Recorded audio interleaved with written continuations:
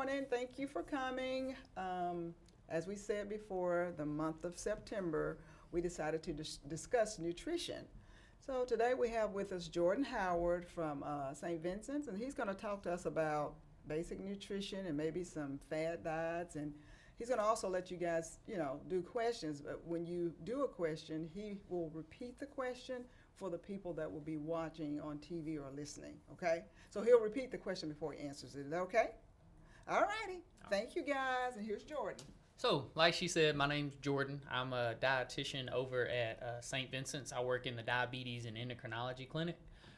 So we really specialize in a lot of diabetic diets, patients who have, high blood sugars, helping them get it down. I appreciate you saying about the question thing because I don't want everybody thinking I'm just a broken record. Because, like I said, I'll try to repeat it directly. But like she said, I do like questions. If you guys have something like while I'm talking, something don't make sense, or if you've got a particular question about something that you've been doing, ask. Feel free. Like I like that conversation. We've already. I feel bad for everybody that's kind of hadn't been here because we've already had a little bit of good discussion. But so today, what we're going to talk about, I got this clicker. I got to remember to use it because I will take off and then we'll still be on slide 1. So what we're going to talk about first, though, for one, we're going to talk about why is your diet important. So there's a lot of the health complications that we see. Like I said, I work in a hospital, and so we have a lot of patients come in, and a lot of the issues that we see, they originate from your lifestyle. They originate from the type of diet that you consume, and there's various types of diets. They originate from lack of exercise, and the lifestyle, they're preventable, and that's where I come in. So a little background about myself before we get going. I was actually a chemistry major. I was going to school because I wanted to be a pharmacist, and I got into a nutrition class, and I started learning about how the chemistry of the body, how the body digests certain foods and how it uses certain things, and how the body is designed to take these foods and use them to really correct a lot of issues. Like if for instance, inflammation, well, there's foods out there, blueberries, they're anti-inflammatory. There's foods that help correct certain issues in your body. And so as I was going through school and I was learning about that, like I kind of started to switch my mind because I want us to be preventative. I don't want us to get a disease and then take a medication to fix it. Like we want to prevent. We want to think ahead, and we want to take steps now that prevent us from being in that situation. So we're going to talk about, like I said, some of the health problems that are related to diet. We're also going to talk about the different food groups, the different types of food, because a lot of times we just need like a basic understanding of nutrition. That's something that gets missed out on. Like what nutrients does my food provide? What am I getting out of this apple? What am I getting out of this bread?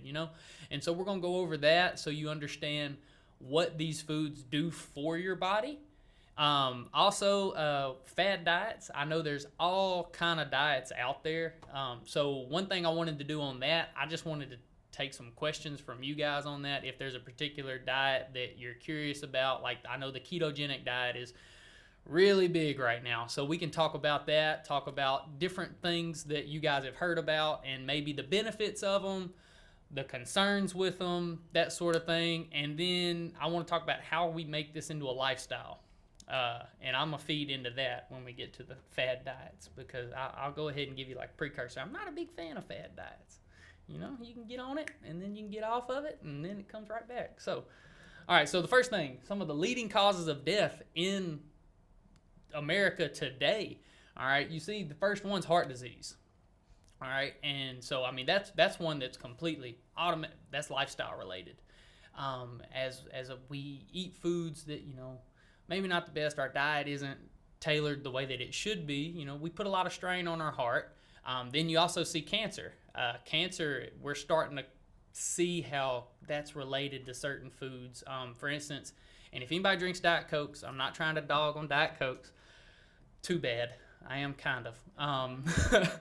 So we're actually starting to link. Does anybody know the sweetener that's in diet sodas? Aspartame. You knew how to spell it. You knew how to spell it, right?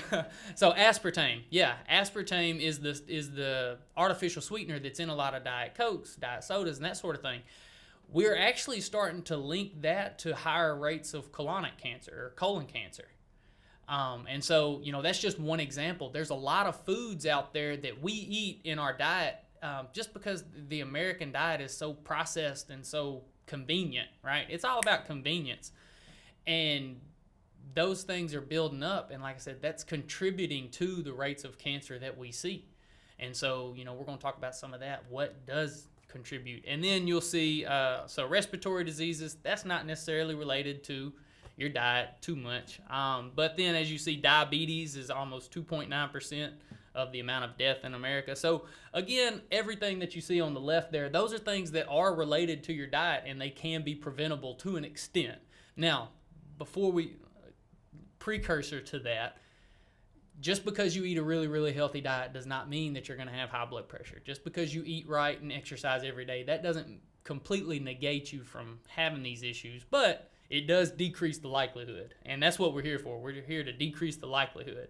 So again, these are just some statistics. Y'all don't have to memorize these or anything. There's not going to be a quiz at the end asking, the percentage of people with diabetes or anything. But this is where I have to throw my little St. Vincent's plug in there, right? So with diabetes, you see that second bullet point right there. Almost 8 million people in America don't know that they have diabetes. Diabetes can go under the radar. It's estimated that in Arkansas alone, there's over 1 million people who have diabetes and have never been diagnosed. How many of y'all know somebody that doesn't go to a clinic and gets a regular checkup? You don't have to tell on yourself, but do you know somebody? Right? So there's a lot of people, if you're not going and getting these checkups, we can't get on top of it. Diabetes is treatable. High blood pressure, treatable. All these issues are treatable, but if you're not going and getting a checkup and you don't know you've got it, you can't do nothing about it. And so, like I said, that's where getting a regular checkup, going to your doctor is very important. It's vital, okay? So, how did we get here? Whoa, I done hit something that I right-clicked. Also, this is a mouse, too. All right, I'm learning up here, y'all. All right, so how'd we get here? Again, it's a lot of it is lifestyle related. All right, it's estimated that about almost 50% of Americans don't even get 10 minutes of physical activity a day. When you don't exercise, when you don't get that blood flow going, your blood vessels actually harden up. So just to kind of a little science lesson, how your body regulates your blood pressure. Whenever your blood pressure starts to come up, your body wants to open your blood vessels up so that your blood pressure comes down. Vice versa, whenever it starts to get low, your body will close up your blood vessels to try and tighten it and get the blood where it needs to go.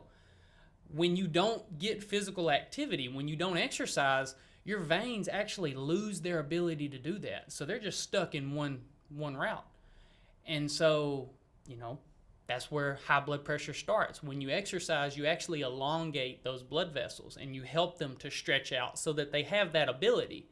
And again, kind of what we were talking about before, your body has mechanisms in place to correct these things. We just have to be proactive in, doing that. So exercise is really big. Again, lack of understanding in nutrition. We don't understand how our body's using the foods that we eat. We don't we'll go have a steak, baked potato, and that sort of thing, but we don't really understand what are these nutrients doing for us. And so one of the biggest things is portion sizes. That's key. As a dietitian, I preach portion sizes every single day. It's the most important part. You can eat a variety of foods. You don't have to eliminate certain things as long as you're eating the right amounts. But, again, here in America, if you go to Longhorn Steakhouse, you're going to get a baked potato, that big. We eat a little bit too much. And then we don't eat a wide variety of foods. And so that's something else that I'm going to get into is how your body uses various foods so that just to encourage you to incorporate them. I don't want us to think about the diet as, I've got to eat this broccoli. We want to think about, hey, this broccoli's got nutrients that it's going to use. And so how is it benefiting me? So, all right, so the first thing, what are our five food groups? I'm going to go back real quick. Can anybody name the 5 food groups? Give me one. You don't have to name all 5. Grains, okay. Vegetables. Okay. Meat, dairy, fats and oils. Okay. Sweets. She saw sweets down there. She was like, that's the first one I saw. So we kind of put vegetables and fruit. We put those in the same boat. She caught on to that sweets down there, which that's my fault for putting it at the bottom. That's just the one your eye grabs, right? All right, so grains, fruits and vegetables, your meat, your dairy, and then your sweets, okay? And so I know that the sweets, they're not going to provide a whole lot of nutrition.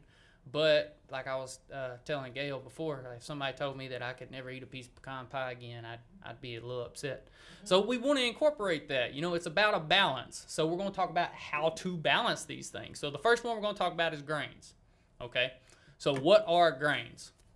Well, it's just that. Wheat, barley, oat, and anything that is made from those. So your breads, your cereals, your pastas, oatmeal, those types of things.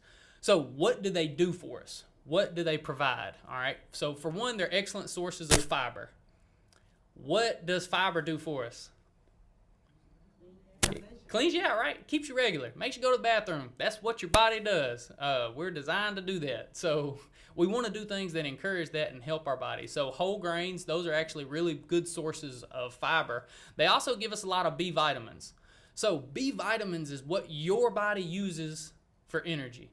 At the cellular level, if you eat a food that contains B vitamins, then your body's able to start producing energy. All right. That's why grains, that's why oatmeal is such a good morning breakfast food. It gives you energy. Your body uses those vitamins. And so we want to do grains. We've got to portion them. So does anybody know the big nutrient that breads, pastas provide? Starts with a C. Carbohydrates. All right, good. So calcium too. Some of them do provide calcium. That was a good guess. But carbohydrates, that is the main nutrient that we get from these grains. Now that's your energy nutrient. Now, if you don't burn all your energy, what are you going to do with it? You're going to store it, right? Okay, so we got to know how much to do. So for one, we want to talk about the difference in the types, because we do have to know the difference. So you have processed and you have whole grains. Okay, so the difference in the two, the ones on the right, you'll see those are refined grains. They're more processed. The ones on the left are less processed. So what that does in your body, the ones on the left, your body has to put work in to digest it. So like whole wheats, whole grain breads, your body has to work harder to digest that than it does white bread. Okay, so if your body's working harder, then it's burning more energy. All right, so if you've got a piece of white bread and you've got a piece of wheat bread, they've got the same number of calories, okay? But like I said, through digestion, your body will burn more calories eating that whole grain bread, that wheat bread, than it does the white. And so that's an easy switch. If you're trying to lose weight, switching to whole grains, it's not going to make that big of a difference in as far as how many calories you take in, but it makes a huge difference in how many calories your body burns.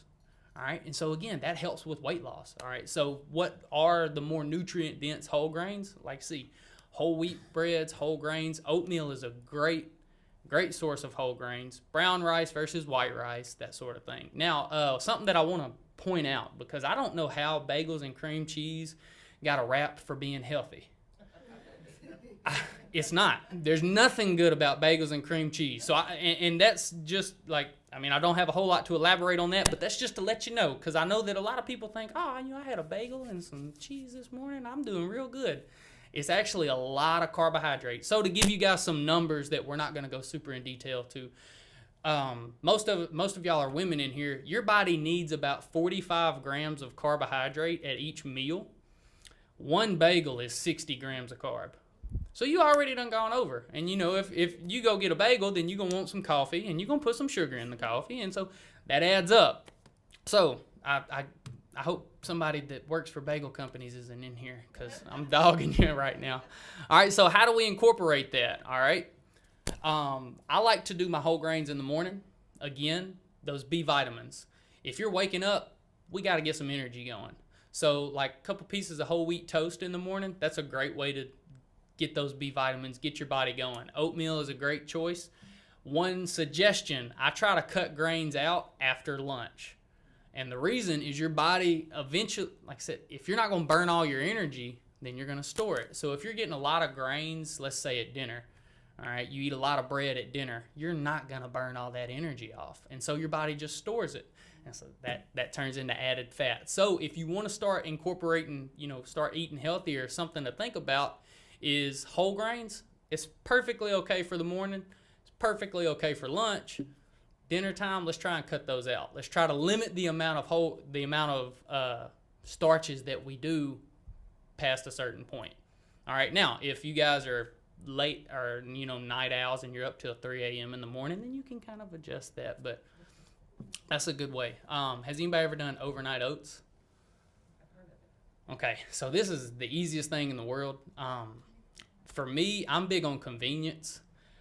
I'm not trying to wake up in the morning and spend 45 minutes cooking breakfast. Like, I want to wake up and it's there. So overnight oats is actually something that you prep the night before. That's a picture of it down there at the bottom right. And if I'll give you guys a recipe as time goes. After this, if you guys want it, we can stay and talk for a minute. But I'll give you guys a recipe for overnight oats. They're delicious. All right, so again, we have to portion, right? So on your portions, whenever you're doing any type of grain, think about half a cup. So like oatmeal, half a cup is one portion. All right, and so how many servings do you want with your grains? I want you to try and get anywhere from probably 4 to 5 servings in a day.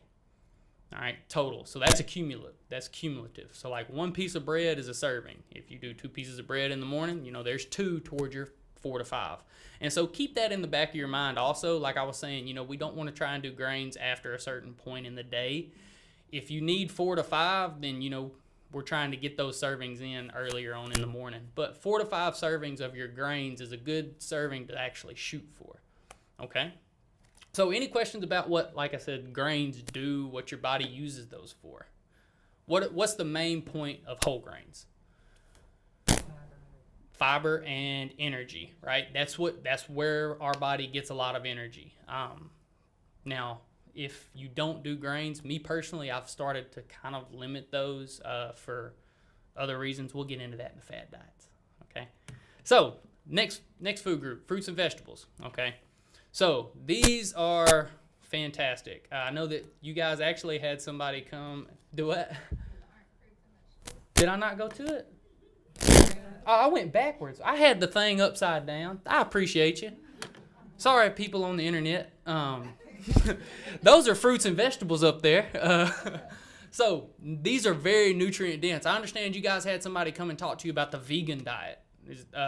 Last week or last month, something like that? On Friday? Okay.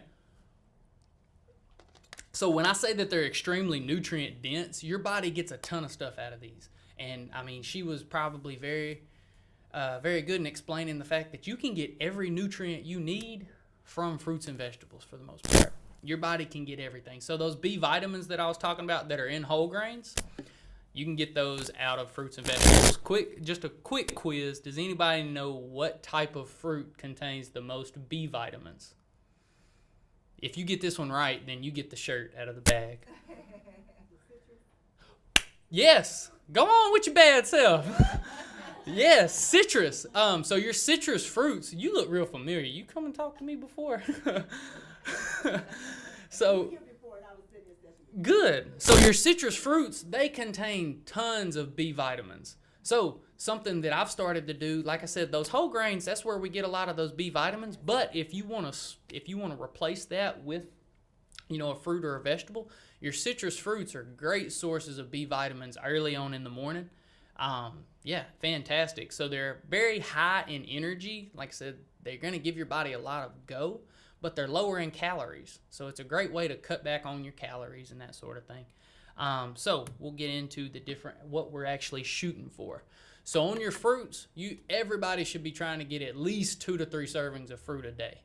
All right. So what is a serving? All right, make a fist. If you have an apple, orange, peach, pear, anything that's about the size of your fist, except not your fist, man. It's a female's fist, I know. All right, so think about a woman in your life.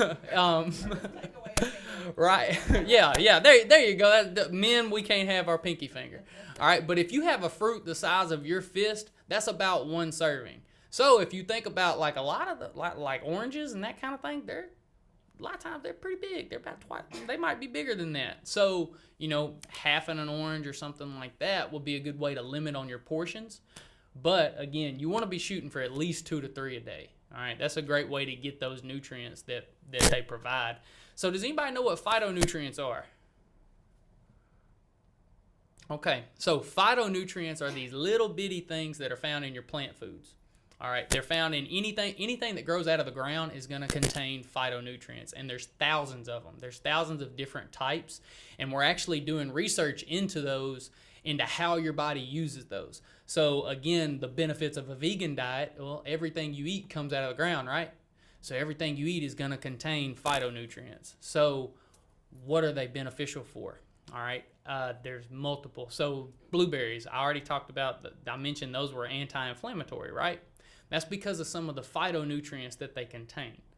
So the different colors of your fruits and vegetables are actually indicative of the different types of phytonutrients. Okay, so your body uses different colored foods for different things. There's phytonutrients in like peppers, red bell peppers, yellow bell peppers. They have this nutrient called capsaicin. And there's research into that right now as to how that affects diabetes. It can actually help reverse the insulin resistance that diabetes originates with. And that's a whole nother topic. But that capsaicin is really beneficial. It decreases inflammation. Again, there's phytonutrients. Has everybody heard that red wine is good for your heart? Okay. Do you remember how I was talking about how your body regulates your blood pressure, opening and closing your blood vessels? So the reason red wine is good for your heart is that phytonutrient that's contained in grapes, which is what you make red wine from, plays a role in how your body can actually do that. It plays a role in the elasticity of your blood vessels. Earlier, me and Rachel were talking about things that might be good for pre-workout, for exercise, foods to eat before an exercise. Kiwis have a phytonutrient that causes your blood vessels to expand so that your heart can get blood to where it needs to go in a better manner. Okay, so again, these fruits and vegetables, not only are they, they taste good to me, all right, and they give you energy, but they have tons of added benefits. So you want to try and incorporate them however you can. So ways to get more, I like to keep fruit always in my fridge. So if I want a snack, I can just go grab, like I've got 2 or 3 different types. I like to pick at least 2 different types of fruit a week, and I try to change the colors.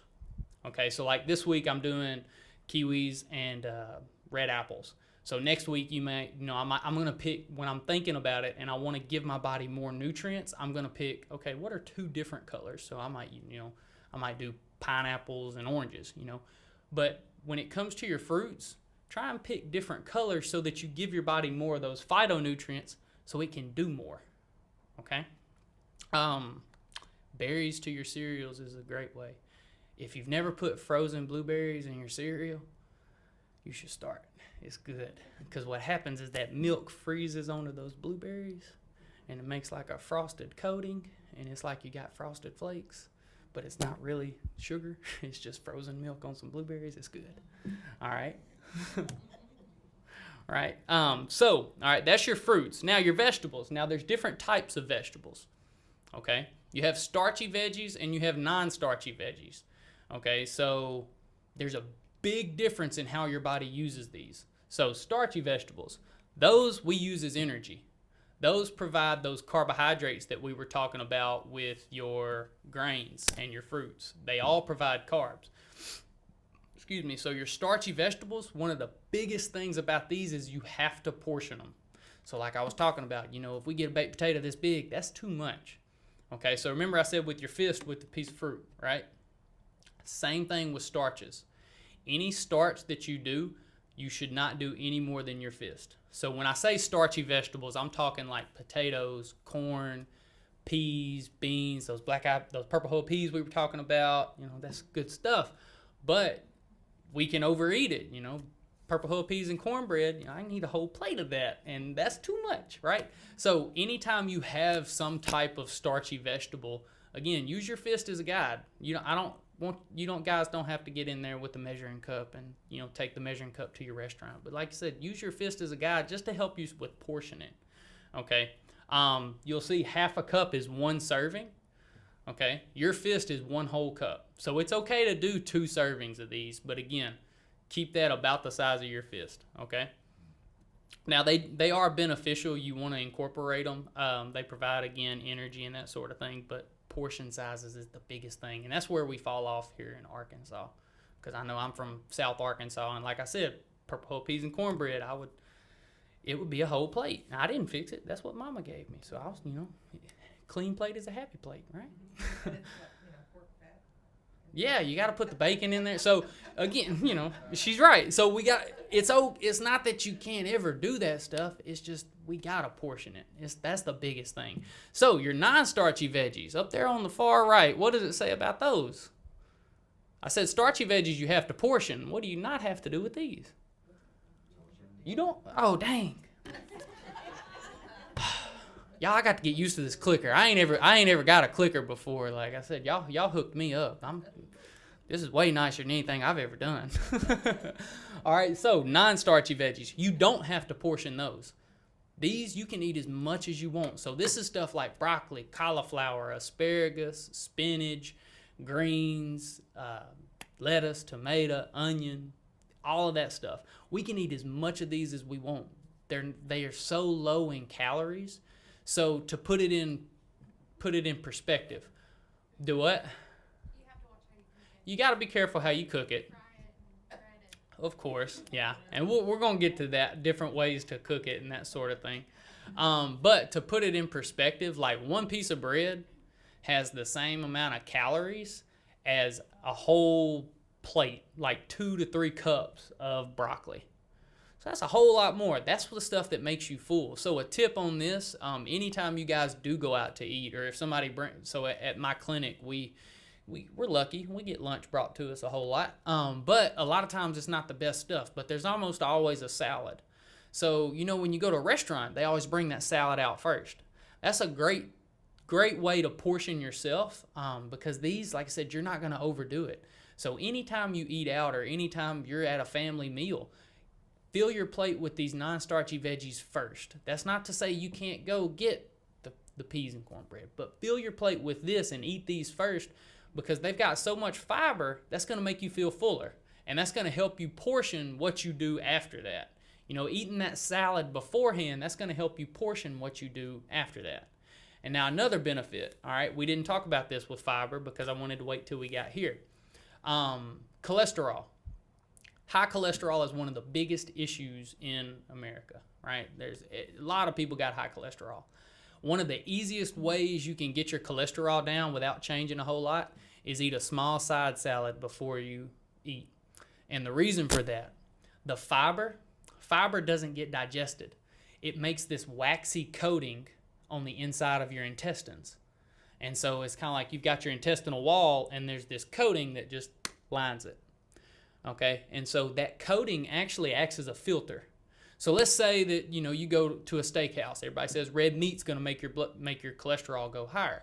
By eating that salad beforehand, you give yourself that filter. And so then when you eat the foods that do convert into bad cholesterol, that filter actually cuts out and prevents you from digesting the things that are going to convert into bad cholesterol. So like the saturated fats that are contained in red meats, they can't cross that border, so they don't get into the blood, so your body never actually digests it. So that fiber from these non-starchy vegetables is crucial. If you to live in a healthy lifestyle, it decreases the effect if you have diabetes or somebody that does. This fiber decreases the effect on their blood sugars. This fiber decreases the effect of food on your cholesterol, all sorts of metabolic issues. So it's really important to try and incorporate these with every single meal if you can. All right, so something I tell people, if you're going to make a salad, make a sandwich, add some of these vegetables, throw some spinach on it. Iceberg lettuce doesn't do much for you. But spinach is a great alternative to that to still add some vegetables. So some ways to kind of get that in.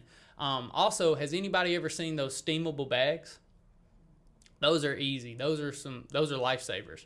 So there's nothing wrong with them. They're not terrible. They don't have a lot of sodium in them. Now, if you get the ones that are flavored and kind of seasoned up, but if you get the plain old broccoli or plain old cauliflower that you throw in steam, all right, there's nothing nutritionally wrong with it. I have scanned. I've tried to find it because I'm thinking, surely it's something this easy can't be good for you. But it really is. All you got to do is throw it in the microwave, and then you've got your serving of vegetables.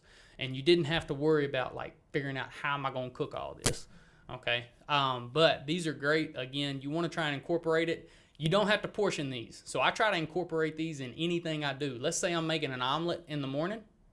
Throw some spinach in it. Throw some peppers in that. Throw some onions in that.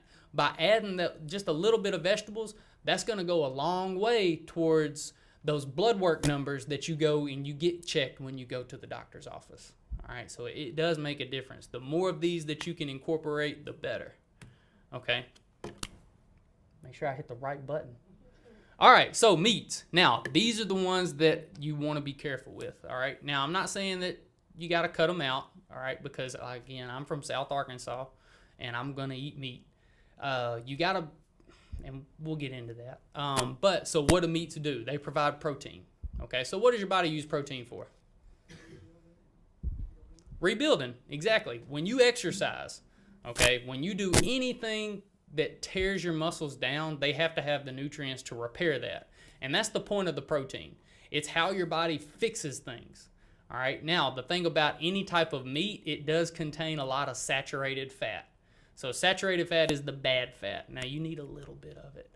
But if you eat a piece of meat, you get plenty. All right, but it's not that you got to stay away from this stuff. Again, you have to portion it. So, does anybody know the portion size for the meat? Y'all went for it, didn't you? So it actually ain't the fist. It's the palm of your hand. So think, and that's the palm of your hand. Yes, you get a bigger piece of meat than they do. It's because everybody's body needs different amounts of protein. All right, so a 5'5", 103-pound female is not going to need as much as 6'2" back there.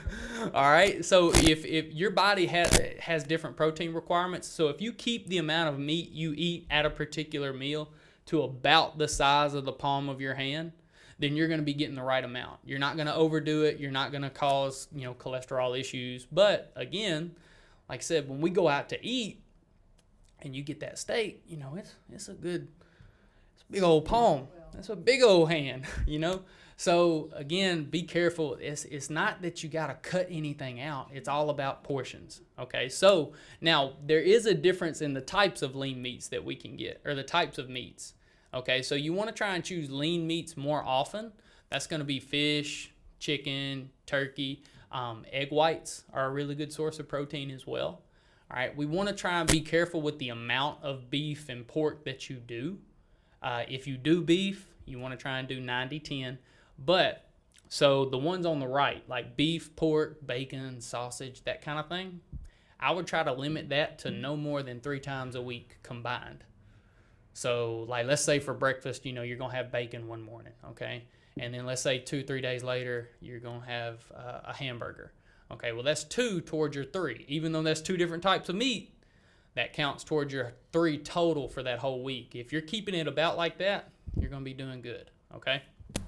Again, portion sizes is, and I know I'm preaching that because it really does make a difference. And that's the hardest thing. It is. So some tips that I use to do that, I try to portion beforehand. So like I was saying, like grapes, for example. If y'all sit down with a bag of grapes, it's real easy to throw an empty bag away because you just sit down and eat the whole bag. All right. So does anybody know how many grapes is a serving? 12, 15, somewhere in that range. All right. So something I do, because like I said, I'll eat the whole bag. When I buy grapes, I go ahead and portion. I put little Ziploc bags full of 15 grapes, and I'll bag the whole bag up. So I've got 4 or 5 little 15 grape bags that I can just say, all right, there's one. Boom, that's a serving. So like sweet potatoes. Again, I was saying, You want your fist to be about the serving. Well, you can buy some sweet potatoes that are way bigger than your fist. So what I'll do is I'll go ahead and, again, cut it in half before I ever cook it, so that I don't have to, whenever it gets time to eat, I don't have to say stop. I don't have to think stop.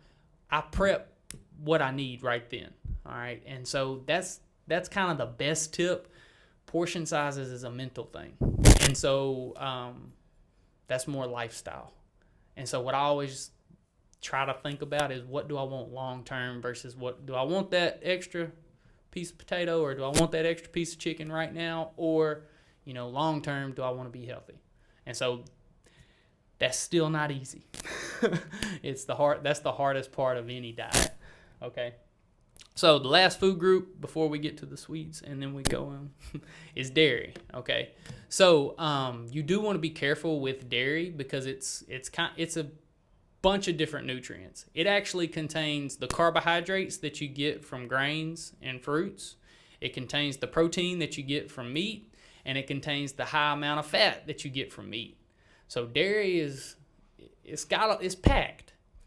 All right, but you want to be careful with how much you do. It's not that you can't do it, again, but overdoing it is easy. I try to only shoot for 1 serving of dairy at the most a day.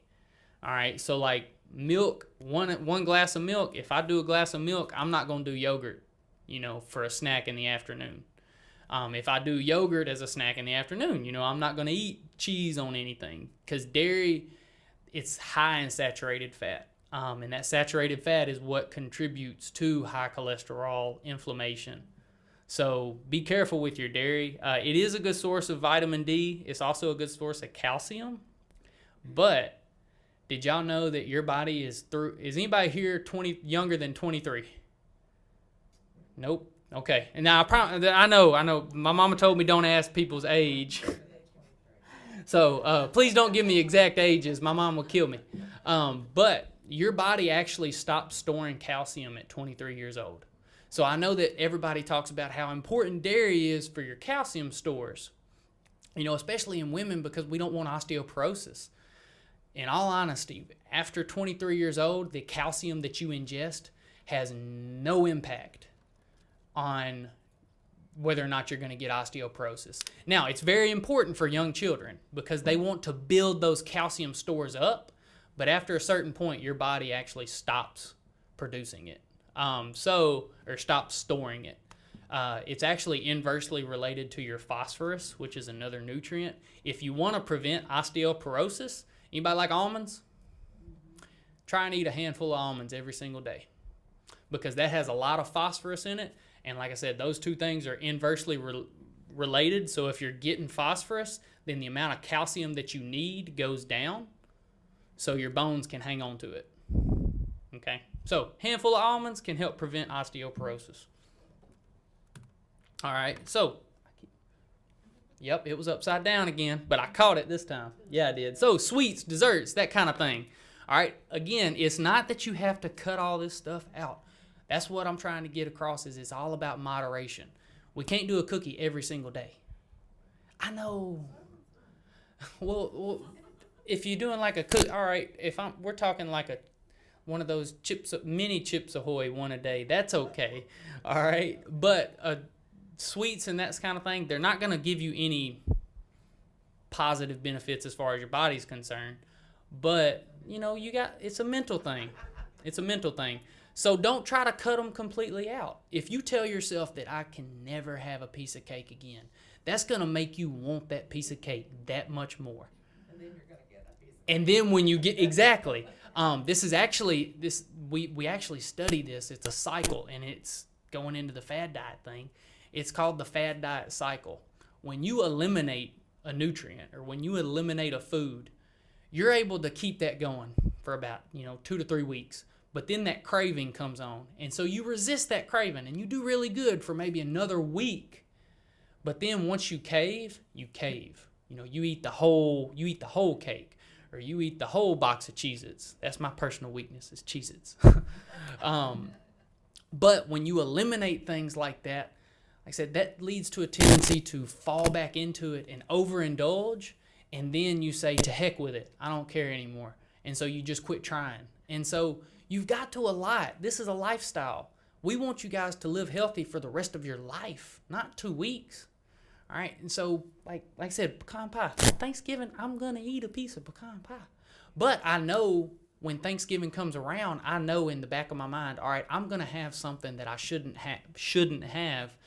So the week leading up and the week after that, I'm gonna stay away from it because I've allowed for that in my mind. Something I try to do is, I try to have one cheat meal a week, just one. And I don't plan for it, but I know if, all right, Tuesday comes and somebody's like, hey, we're going to a Mexican restaurant. I'm like, okay, yeah, I'll go. Well, then I know, all right, well, Tuesday I had something that I ate too much. So for the rest of that week, I'm going to stay on top of my stuff. All right. But if, I make it all the way to Saturday, then I'm like, hey, I can go get a cheat, reward yourself. But it's about moderation. It's not, again, you don't have to cut anything out, but you just got to be careful with how often you do it and keep that in the back of your mind. I can get one a week. So, treat yourself every now and then, but don't let it become an everyday thing. Okay, so how do we put all this together? All right, so this goes right into the balance. Has anybody ever heard of the 80-20 rule? Okay, so what that means is 80% of the time you need to be on top of your stuff. 80% of the time you're doing what you need to be doing. You're eating healthy, you're exercising, but that other 20% of the time you get to a lot. You get to have what you like, okay? So again, that's why I'm not a big fan of fad diets, is because they're so, you just eliminate something completely. You can't have it. And then, like I said, you want it that much more. All right. Now, it is important to eat at least 3 meals a day. Does anybody know why we want you to be eating 3 meals a day? Keep your metabolism. So your body does not know that you live in Little Rock, Arkansas, and that you have access to food whenever you want. Your body is fighting for survival. Your body thinks it's in the jungle fighting for survival. And so when you only eat once a day, or you only eat 1 or 2 big meals a day, what that tells your body is that we don't have plentiful food. And so there's hormones that get released that tell your body, okay, whenever you do eat, we can't burn any of this energy. We've got to hang on to everything. So no matter, you can eat really, really healthy for those 2 big meals a day, but your body's going to hang on to everything and it's not going to burn energy. Your body's a machine. We want it working. We want it burning energy. So by eating regular, you tell your body that, okay, we have a plentiful food source. So it releases hormones that say, okay, we can burn energy. Your liver controls a lot of your hormones. So does your pancreas and your thyroid. And so by eating regular amounts, that gets those hormones in a regular pattern. And so you burn energy. Okay, so try not to skip a meal. That's important. So again, how much we're going for. So your grains, around 4 a day. That's a good number to shoot for. Non-starchy, 3 to 5, but the more the better. So non-starchy vegetables, again, that's your broccoli, spinach, all the green stuff. The more of that, the better. If you get more than 5 servings a day, you did real good. Don't worry. All right, fruit, again, we want to try and shoot for 2 to 3 servings a day. Meat, I try to do at least 1 meal a day with no meat. I try to get my protein from a plant source. So again, I was talking about those nuts. Nuts are a fantastic source of protein. And so I try to replace some form of meat every day at one of my meals with, either peanut butter or pecans, something like that in the morning time. A plant source of protein, soy is another one. That actually decreases inflammation. And so inflammation goes a long way towards some of those things that we were talking about as well. Okay, so how do we put it all together? Has anybody ever seen the MyPlate method? Okay, so that's kind of what, this is the basic way to design your plate. We want half your plate. Now, I know it says fruits up there, but that's actually a little bit outdated, but I couldn't find the one that's right. We want half, I swear I tried. It's frustrating, actually. So we want half of your plate to be those non-starchy vegetables. If you're not trying to measure, if you're not trying to get out your measuring cup or use your fist, whenever you sit down for a meal, half your plate should be those green vegetables. All right, 1/4 of your plate should be your protein. And if you think about it, 1/4 of your plate is about the size of a palm of a hand. A quarter of your plate should be your protein, and then a quarter of your plate should be your starches. So, your breads or those corn, the sweet potatoes, those types of things. A quarter of your plate should be that. All right. And if you're keeping your plates, now, when I say plate, I'm not talking, a Jethro plate. All right. Your plates should actually, the saucer or the 8-inch plates. Those are the actual correct size. Now, I know you can go to Walmart and buy like a 15-inch plate. That's not the one we're talking about. All right. So a good way to portion yourself is to actually buy smaller plates. That's one of the biggest tricks that I give out to people, and it makes a difference. They buy smaller plates and they lose weight because they just can't put as much on it. And if you limit yourself, then that's the way. Like you said, portion size is really, really hard. Buying a smaller plate that you can't put as much on, that's a way to it's a mental trick to say, all right, don't eat as much. Okay. So what I wanted to do now is, I want to talk about beverages, and then we'll talk about fad diets. All right. This is actually where a lot of people shoot themselves in the foot. Sodas, caloric beverages. What happens? So I'm going to give you a little chemistry on this. Let's say that you go to Starbucks and you eat, or you're not going to eat a coffee. You might get the bean. But if you drink one of those sugary Starbucks drinks, all right, all of that sugar, it's liquid, right? So liquids are digested immediately. They're digested quick. And so what happens is all of that sugar goes into your bloodstream right then. And so your body has to compensate for that. A, that leads to inflammation. B, all of that sugar gets stored right then. And so you're not going to burn it. Your body's not able to because it's so much, it can't use all of that right at once. And so it says, all right, we don't need all this, so it stores. Okay? So that sugary beverage, that's so many calories that, like I said, your body's not going to burn, and then you shoot yourself in the foot with it. Does anybody know how many calories equals 1 pound of fat? No. Okay. 3,500. Okay. So 3,500 calories is 1 pound of fat. All right. So to put it in perspective, one Coke is 250 calories. Okay. So let's say you drink a Coke for, 14 days? If you drink one Coke a day, now you tell yourself, I'm not drinking 3 or 4, like I'm only drinking 1. Over the course of 14 days, that's 1 pound of fat that you've stored up. And so think about how many 14-day increments are there in a year. I haven't done the math, but let's just say it's like 20, all right? That's 20 pounds of fat right there that you stored just from drinking 1 Coke a day. So think if you eliminated that. If you are drinking Cokes, if you eliminate 1 Coke a day, that's 20 pounds a year that you would lose. So it makes a difference. All right, sugary drinks, that is, if anybody in here wants to lose weight and you're drinking Cokes, that's the first step.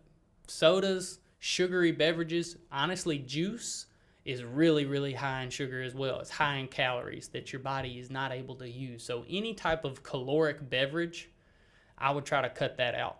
I'm real proud of you back there doing the water with the cucumber, because I know water is kind of dull. It's easy to get bored with just plain old water.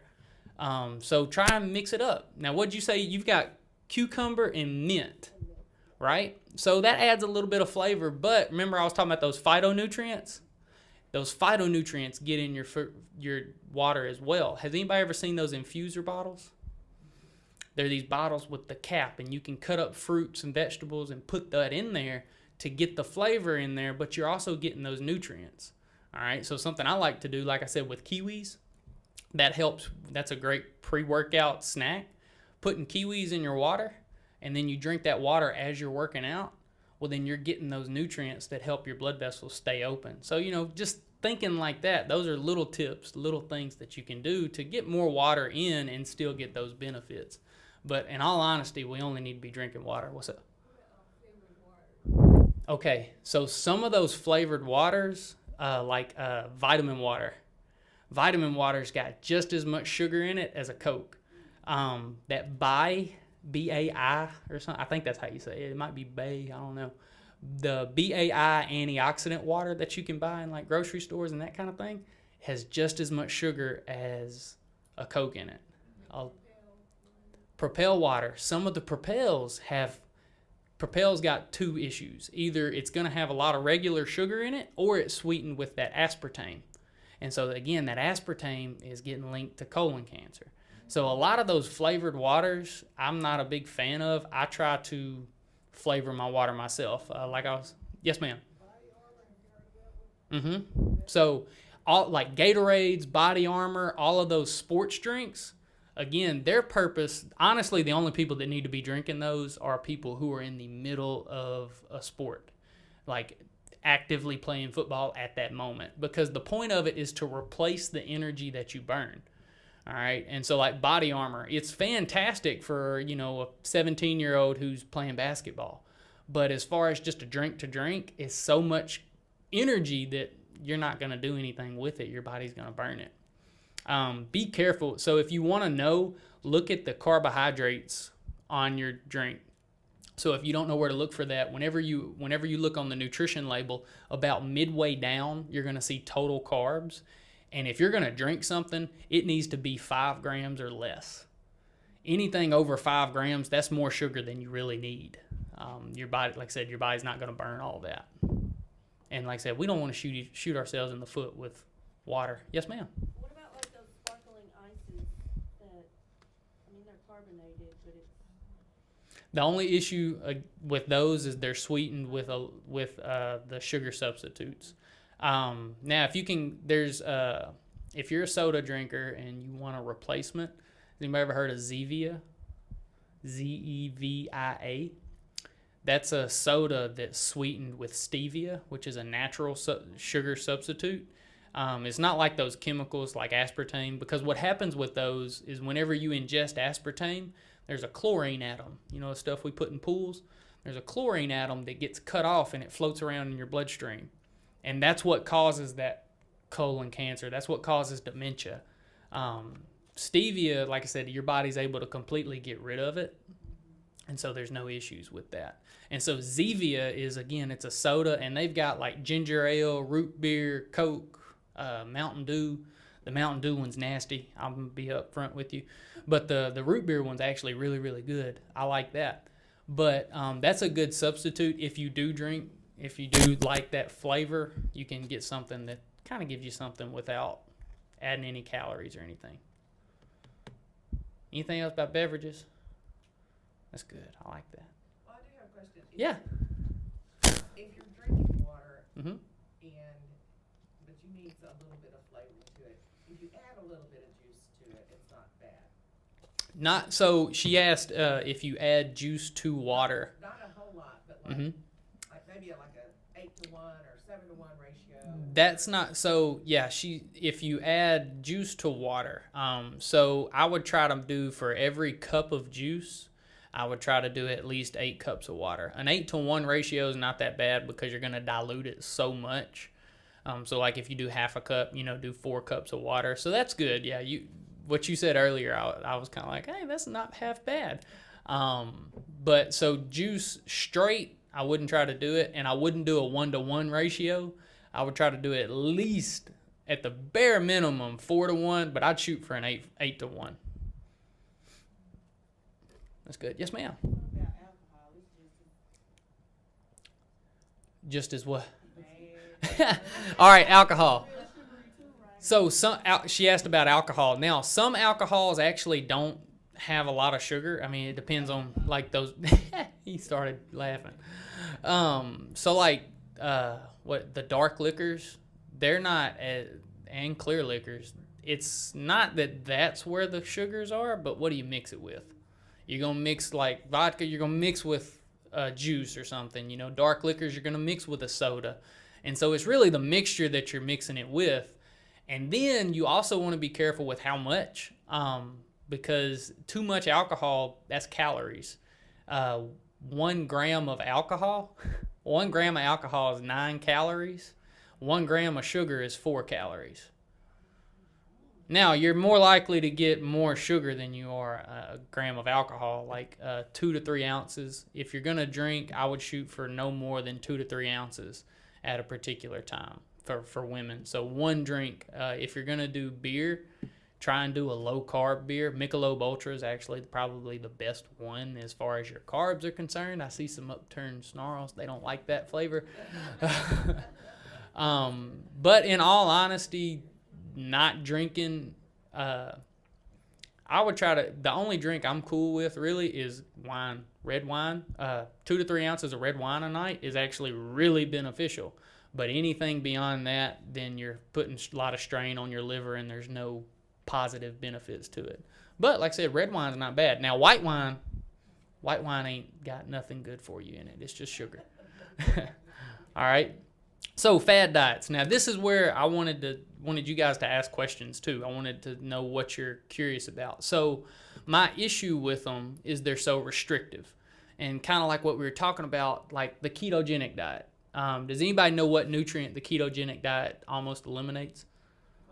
Carbohydrates, right? So it's mainly protein and fat.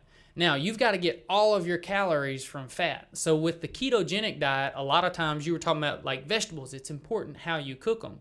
On the ketogenic diet, you have to add a lot of fat to it. You have to add butter to everything that you cook. I have people who are doing it, and they have to add a teaspoon of butter to their coffee. Yeah, that sounds nasty, but that's the only way they're able to get their body enough calories. Is it time? We're running out of time? Oh, my bad. Okay. So the thing about fad diets is, like I said, the restrictive nature of them. And you might follow it for a month. You might follow it for 2 months, but you have to make the decision in your mind, is this something that I'm willing to do for the rest of my life? We want to build healthy lifestyle habits. So when you go on that fad diet, you might do really good, but you're not building any habits that you're going to carry over. So once you get done with that diet, then you have to start working on the habits that you want to instill to, like I said, make a healthy lifestyle. Well, if you go ahead and start working on that now, the weight loss is going to come slower, because I'll be honest, these fad diets, you're going to lose weight fast. But the minute you get off of them and you start trying to work and, like I said, work on those habits, you're going to start to see weight gain again. I would rather you guys start working on, small little healthy habits, and like I said, not have to eliminate anything, and have those lose maybe 1 to 2 pounds a week. But then, like I said, that's going to be a sustainable change. We want this to be something that lasts forever. Now, the intermittent fasting, this is actually not that bad. You have a window. You have like an 8 to 10 hour window that you can eat in, and then the rest of it you don't eat. So the purpose of that, you can eat the same, all those servings we were talking about, all those foods, you can eat what you're supposed, a normal day's amount, but you have to fit it all within that 8 hour window. But what happens with that is your body digests it, breaks it down, but then it enters a state of fasting. After that, your liver breaks down all of its stored up sugar, and then your body has to start breaking down fat. And so during that 16-hour window where you're not eating, your body's burning fat. I've actually done this one, and it's a great way to trim fat. But again, you have to think, is that sustainable? Because if you eat anything outside of that window, it can be something as simple as, again, a handful of almonds. That's going to throw you off. That's going to throw you out of that fasting state, and then it's not going to be any benefit at all. So with the intermittent fasting, it's really restrictive on that sense. But again, you have to decide, am I willing to just eat for 8 hours a day? So it's just something to think about. Does anybody have any particular questions about the fad diets? Like any particular ones they wanted to ask about?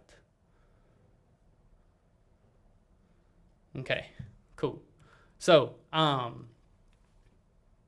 exercise. I know we're kind of running out of time, so I'll start to you got to incorporate exercise. If you're not exercising, you're not going to lose weight. That simple. I'll let you guys take a picture of that. But in all honesty, you've got to exercise to burn calories. That's one of the biggest things. Our bodies were designed to move, so you want to use it the way it was designed. Now, you ain't got to start, deadlifting and squatting and, being a bodybuilder or anything, but try to get some type of exercise every single day. All right, that's important. It can be 15 to 20 minutes of walking. I've got some patients who their whole exercise is walking to the mailbox and back. Like, that's it. It gets them out of breath. They're wore out. But you got to start where you're at. If you're not exercising, you're not going to go run a marathon. You got to work up to that. But set a goal in your head. I'm big on writing goals down. If you want to start exercising and you're not, write down, somewhere that you see it. Get you a whiteboard and put it on your fridge. Say, I'm going to go to the gym 3 times this week. Set little daily reminders, set little goals like that, just to keep you on track. Okay. So, I know it's 10 o'clock and I kind of went over my bad on that. But does anybody have any particular questions or anything that you wanted to talk about? Anything? What's up?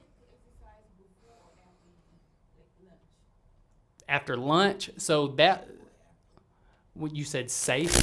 So she asked, is it safe to exercise before or after you eat? I like to exercise after a meal because that helps with digestion. Now, if you want to lose weight, it's beneficial to exercise first thing in the morning before you ever eat anything. And the reason for that is your body doesn't have any energy to burn, so it's only going to have fat stores. And so has anybody ever heard the term fasted cardio? That's what that is. When you exercise without eating anything, wake up first thing in the morning and, walk for 20 minutes, your body's only source of energy is fat. And so exercise first thing in the morning is great. If, like I said, if you want to lose weight, that's when I would suggest it, trying to get 20 to 30 minutes. Now, after you've eaten food, it's not that big of a difference between before lunch versus after lunch. But after a meal, it will help a little bit with digestion. It'll just help your body if you have issues with, gastroparesis, or if you're intolerant to anything. Exercising after a meal helps keep everything moving fluidly. That's a good question. Like I said, for weight loss, first thing in the morning, fasted cardio, it'll trim you up quick. All right. So, if y'all, I gave Rachel and Gail my email.